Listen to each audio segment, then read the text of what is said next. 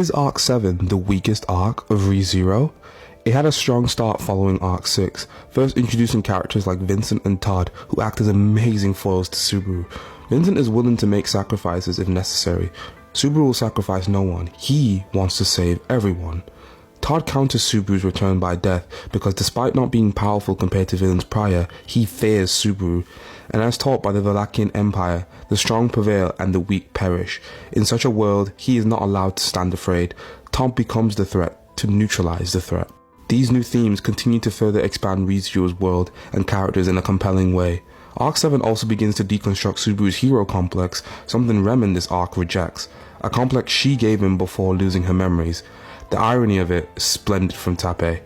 Subaru also had some amazing death loops this arc. Despite that, Tappei had so much going on that the arc felt like it lost its focus at points. The arc had long stretches of dialogue that have no bearing on the story's plot, an issue present in most of Tappei's writing, but the story itself had enough interesting elements to keep me engaged before. The entirety of Phase 4 of Arc 6 was focused on the Hall of Memories, and while the pace was slow, Subaru's memory loss remained compelling. We see a more vulnerable side of Arc 1 Subaru. Tappei later uses the plot point to explore how a person's memory shapes who they are. ReZero has always been a character-focused story, with Tappei's superb character writing. Arc 7 Phase 7 has no business being 21 chapters. There's a whole focus on a character called Ismail from the Cyclops tribe who dies in the chapter he is introduced.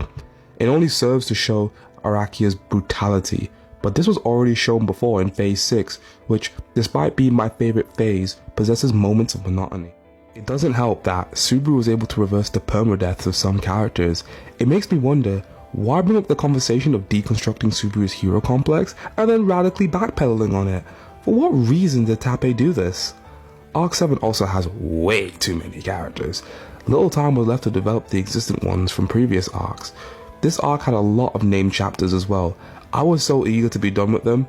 Similar to the Liliana chapters, it felt like they were disrupting the story's pace. I can't wait to be done with Phase 6 so I can move on. I then leave you to wonder,